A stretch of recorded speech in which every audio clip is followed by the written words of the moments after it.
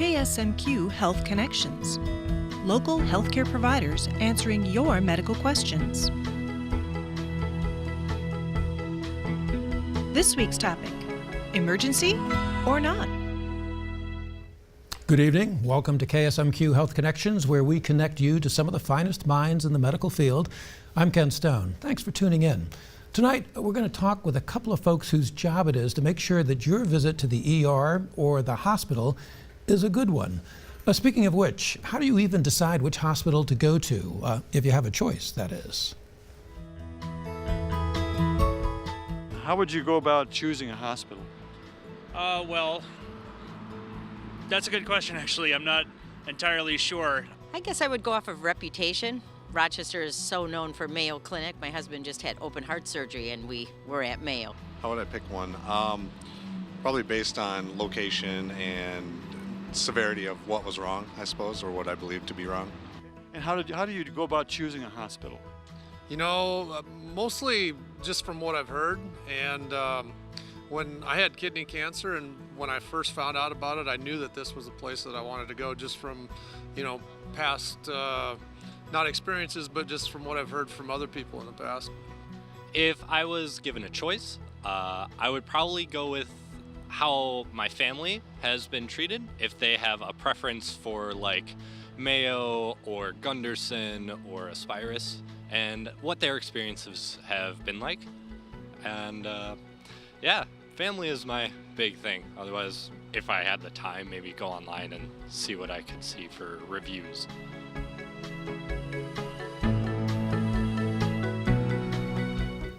So when it comes to hospitals or ERs or urgency rooms, we do have a lot of choices. There are just over 5,500 hospitals in this country with more than 894,000 beds. Each year, about 35 million people are admitted to a hospital. That's a lot of people, but take a look at emergency rooms. About the same number of ERs, makes sense because most hospitals have an ER, but look at the number of visits. 141 million visits the last year the Centers for Disease Control counted. That's 4 times as many as people admitted to the hospital. And that's not even counting freestanding urgency care centers. There are more of them than there are ERs, 7,600 URs at last count, and they got slightly more visits than ERs, about 160 million a year. So we've got lots of choices, but do we know what to do with the choices we have? And what are the people who run the hospitals and emergency rooms doing to make sure we end up in the right place and get the right care? We're going to talk about that tonight with Dr. Patti Paris. She practices emergency medicine at Mayo Clinic Health System, and Dr. Umesh Sharma, who is chair of the Division of Community Hospital Medicine for Mayo Clinic. And we want you to be part of this conversation. Do you really know how to pick a hospital or when you should go to an emergency room instead of, say, waiting until tomorrow to see a regular doctor or go to urgent care? The last time you were at the hospital, were you satisfied with the experience, or did people keep waking you up every 2 hours in the middle of the night? The last time you were in the ER, did you sit and wait and wait and wait, or did they take care of you relatively quickly and seem to care about how you were doing? Give us a call or fire off an email. We have RN standing by to take your information and then ask the questions of our 2 guests. My first question is going to go to you, Dr. Sharma. You are a hospitalist. What the heck is that? So Ken, that's a great question. You've heard about a cardiologist, right? Yeah. Cardiologist is a specialist in the heart. So hospitalist is a specialist for the hospital. So we specialize in hospital-based care of people. Over the last 20 years we've been in existence, things have changed a lot. Our patients are more complex. They need more care, more attention. In the past, you had clinic doctors who would work in the clinic, come to the hospital, take care of people, go back to the clinic next day. It's not sustainable. You cannot be in 2 places at the same time. So folks like me and my partners stay in the hospital 24/7, and we work in shift model to care for our patients.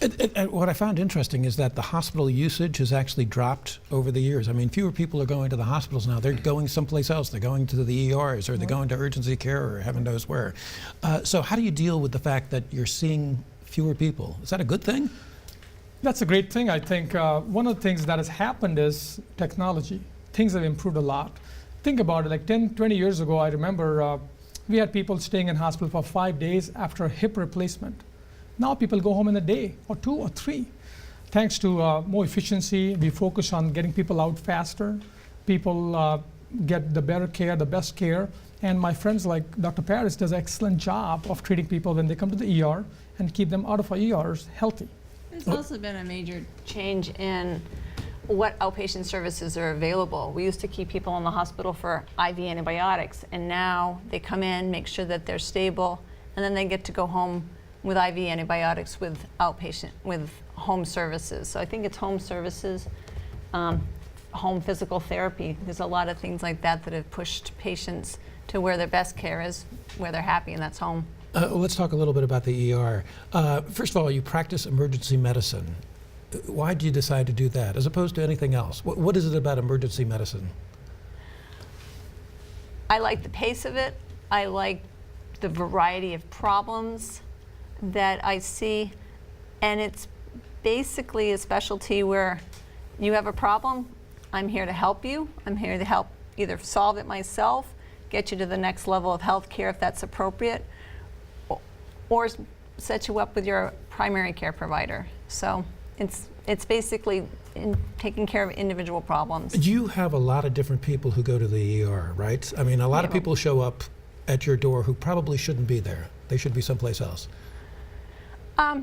There's a common misconception that there's a lot of use and overuse, and there is some. The people that come and use the emergency department because it's convenient hours, or they come because they like how quickly we can move things in the emergency department. But I find that most of the time when people come to the emergency department and it doesn't seem like it's appropriate, they have come for a reason. And for example, they can't get a timely family medicine appointment. And so the solution for that is actually having other resources. That's where the urgent care centers come into play, and you're seeing a big expansion of that. For example, Mayo Clinic has Express Care Online. And one of the points of having this show is to give some education.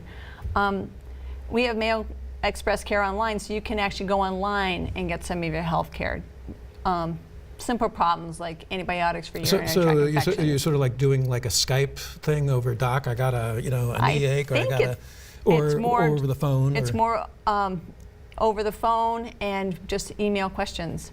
But there's also express cares in most of the small communities, and then using the urgent care. So I don't think there's as much overuse as is popularly thought. Yes, I think it depends a lot on how well you educate your community about the resources that they have. So you had just mentioned it a moment ago about sometimes turning the patients on over to the hospital. Talk about how that works, and how does it work day to day, and maybe what's the ideal? So I can take that, Ken. The way I look at it is Patty and I, we form the axis or the backbone around which hospital-based care delivery functions. So if somebody comes to our door, Patty sees them and makes sure we can serve our patients better. If we can keep them locally, we try our best to give the best possible care locally. If we have Mayo Rochester expertise, that helps us. If we realize things are beyond our capacity and capability, we have Rochester resources. We tend to send people to the right place. But we try our best to keep our patients locally, and that's our intention. Local care, best care, expert care in our I-90 community as possible. All right. I believe we do have a viewer call. As I mentioned at the top of the show, we have several RNs standing by to take your calls or your emails. One of them is Jen Dallagher. She is an RN who works at Sacred Heart Care Center in Austin. She's a graduate of the nursing program at Riverland Community College, also right here in Austin. Jen, what question do you have?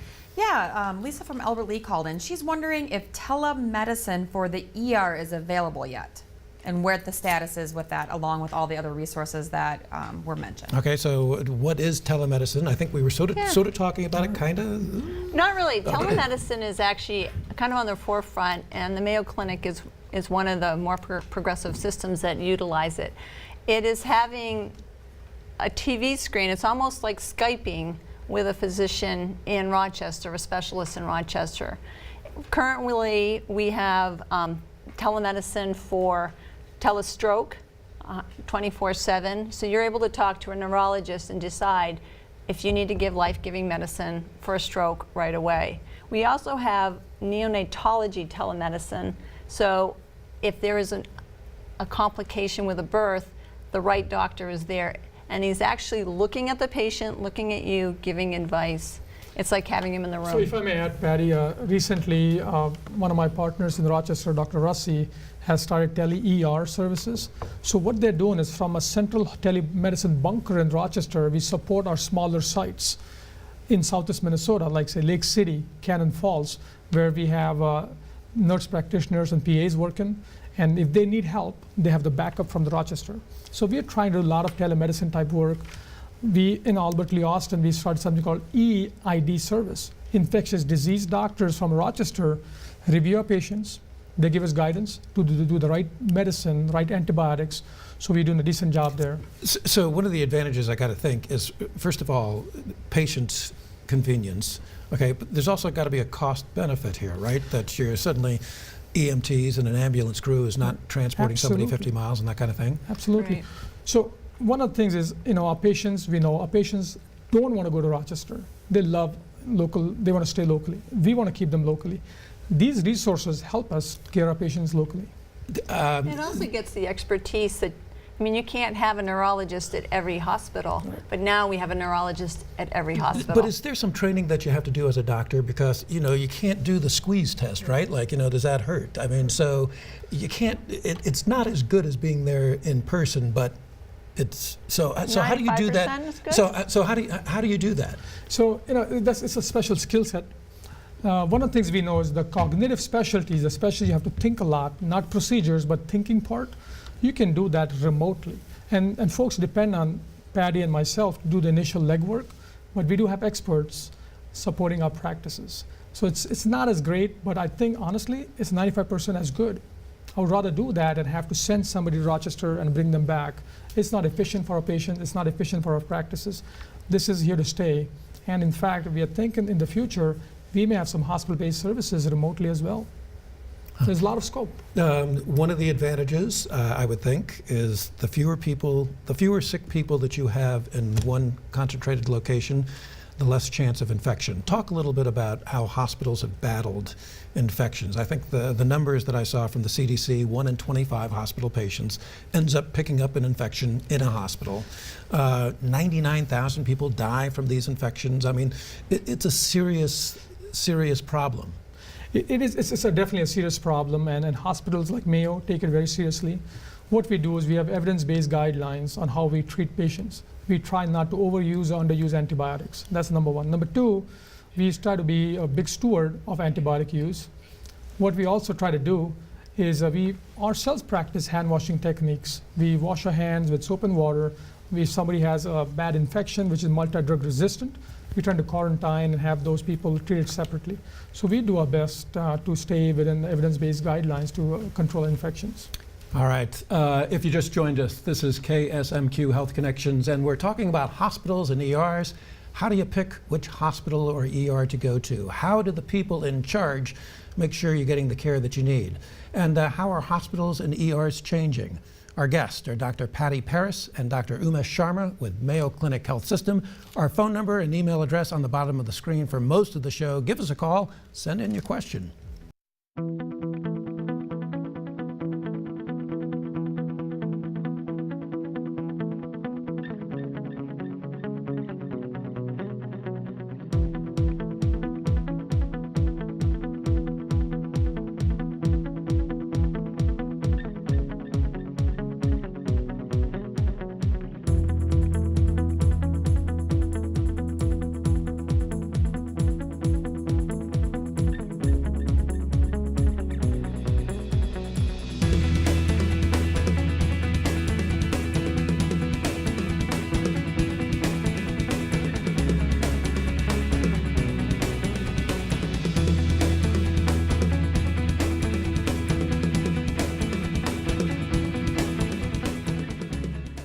A lot of numbers there about money, and let's talk about that bar chart where we spend more per person than any other Western country by far, basically double what the average is.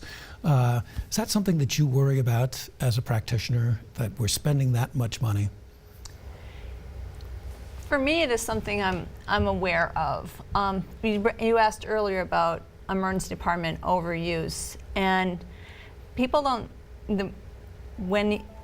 The reason your ER visit is so expensive is because you're not paying for what you're getting. You're paying for all the things that I could do if I needed to, and that's why we really encourage people to know about their other resources. Use their primary care, use the express care, use urgent care. So that's part of the thing that you think about with money. That's kind of on the more the global scan. For me, I'm conscious of how much antibiotics cost, what's inexpensive, what's expensive. I'm conscious of how much a head CT costs, and I don't do them unless it is medically warranted, and that can be a challenge when patients have an expectation that I show up in the ED, I'm going to get a head CT. I'm using 20 years of experience to tell you, you don't need a head CT. So I agree with Dr. Paris. One of the things, what we practice is, whether you have insurance or not, whether you're black, white, doesn't matter. You're the president of this country or just a regular person, you get the same treatment. We try not to give people different treatments. In fact, we don't do that. But at the same time, our patients have those concerns. The rules of medical industry are changing. We have government deciding and telling us at times who can be observation, who can be inpatient, and that's real dollars. Our patients are worried about how much I'm gonna get billed. Is this gonna cover my nursing home stay? So those things do factor in, but it doesn't change our management. We have people much smarter than us, like our case managers and utilization folks, who will help bridge that gap and help work with our patients do the right things. But our medical care does not change and will not change. All right, I think we have a viewer question. Jen, what do you have for us? Yeah, we have Mike calling from Austin. He has heard rumors that the urgent care is actually closing, and he's wondering, he's heard that that he's been encouraged to use express care and his primary care provider and urgent care, ER, just kind of confused about all the different levels and when he should go where and for what. So the larger question there, URs, ERs, general guidelines? Yeah. Well, to answer his question specifically, the urgent care is not closing. It is part of the family medicine department, and it's moving within the hospital to the location that fits into the family medicine department a little bit better. One thing that's going to be important is that we educate our community of Austin about their resources and how to access your urgent care. And hopefully that kind of education will be out there, because it is kind of a scary thing to hear that we'll lose it. Do you want me to talk about? No. What I'd like to talk about is that whole thing about where to go, right? How much is reputation? How much do people show up at your place because of your reputation, or how much is it because of past experience? I mean, and what can you do about reputation, good, bad, or indifferent? Mayo, obviously, as we know, with U.S. News report, Mayo is #1 in the world, right? And Mayo Clinic Health System takes it very seriously. We want to, and that's the trust. We have a saying in Mayo, in order to provide the best care, you got to be trusted. People need to trust you. So how would people trust you if you're going to do safe care? And we take it very seriously, and that's something we cherish and value and work towards.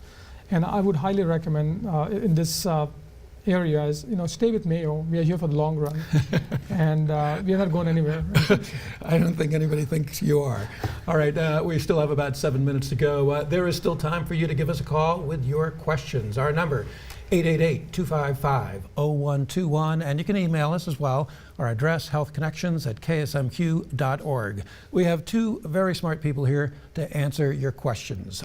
Last time you were at the ER or at the hospital, was there something that happened that you didn't quite understand? Or maybe you'd like some information on exactly how you should pick a hospital.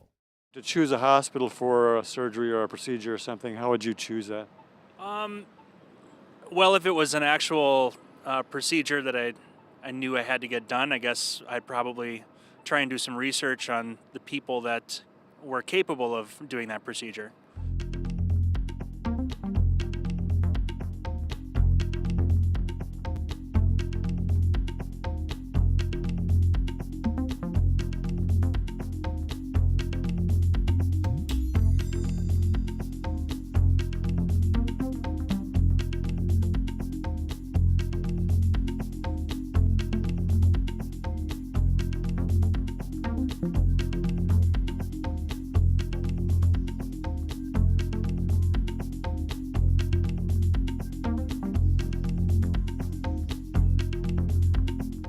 Okay, you saw those websites for the report cards. Talk about the report cards. How valuable are they? And do you have any advice on how to use them? You know, this is a great question, honestly. It's something Mayo does take seriously. This is some of the data we provide based on patient experience, outcomes, quality measures. So those measures help hospitals rank against each other, and government does provide that data. It's like, which hospital is best for you, right? It's like you asking your kid, which school is best for you? I would say it depends on the teacher and the pupil. Personally, as I said again, Mayo is one of the best organizations. I have nothing but positive things about Mayo. And, but those report cards can be hard, right? Because I think of up in the Twin Cities, HCMC often gets nicked on its report cards, but it's because a huge part of their population are the poorest and the sickest. So you have different populations at different hospitals and different places. So you can look at the report card and it doesn't quite tell you everything that you need to know, right? So what kind of questions are you be asking? I think it's difficult to factor in all that information, but the things that they look at are important topics, and each hospital needs to be paying attention to them. So it also shows a dedication to what are problems that we have in hospitals, whether it's infection rates, length of stay, being length of stay too long. So I think you're right. It will vary some with providers and what their community has, but these are the important topics, and they're not decided just by the federal government. Let's talk a little bit about urgent care. I imagine that and it's been an explosion of urgent care centers, yes, has affected ERs. How? In some ways it's affected us in a good way. It takes a lot of the overuse burden that we had. A lot of emergency departments are in crisis. They have not enough resources and too many patients, and so the urgent care is a place for an alternate place to go. So from my experience being in community medicine, it's been a positive. I think sometimes it can hurt a hospital's bottom line, but I don't think that's the money part isn't the issue. By having the urgent cares, if people use them appropriately, it's a way of getting quality care without having to tie up all the resources that you would need for emergency care. I agree with Dr. Paris. I think it's a demand-supply principle, right? There's so much demand out there. There's so much demand out there that ER is not able to fulfill. And the people low acuity, somebody has cough, cold, sprain, dog bite, what have you, I think they're appropriate to go to urgent care where you don't really have an emergency, but you got to be looked at. But if you have a real thing like, God forbid, a stroke, heart symptoms, you want to see Dr. Paris and not hopefully go to the urgent care. We have about a minute and a half to go. Look into the crystal ball. ERs have been changing over the last 20 years. Hospitals changing. Absolutely. What are we going to see 10, 20 years from now that's going to be different? How are you going to be practicing differently then? You know, a couple of things from my perspective is I think there's a saying, if the change outside the organization is faster than the change inside the organization, end is in sight. So what I'm saying though is there's huge changes happening outside healthcare, including Mayo, and Mayo's adapting to those changes. That's how you're going to stay relevant. So having said that, Mayo is going to be changing some of the stuff. It's always for the right reasons, always for needs of our patients. Healthcare in general is going to change. I see a lot more of telemedicine where there's so much demand. How you're going to supply is people will have to share expertise where you remotely monitor people, remotely treat people, try to do a lot of care outside the hospital, especially in people's homes. Those things are happening. And that's where we see a lot of remote monitoring, telemedicine type setup, and just evolution and technology, and hopefully in future artificial intelligence. There's lots more to come from artificial AI as well. Dr. Paris, about a half minute to go. What do you see in that crystal ball? I see a central location like the Mayo Clinic in Rochester supporting a large community area.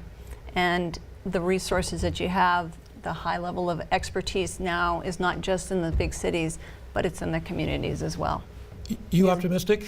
Yeah, I am. We're going to get better care in the years to come, do you think? Yeah. Absolutely. All right, there you have it. All right, thank you very much. Thank you.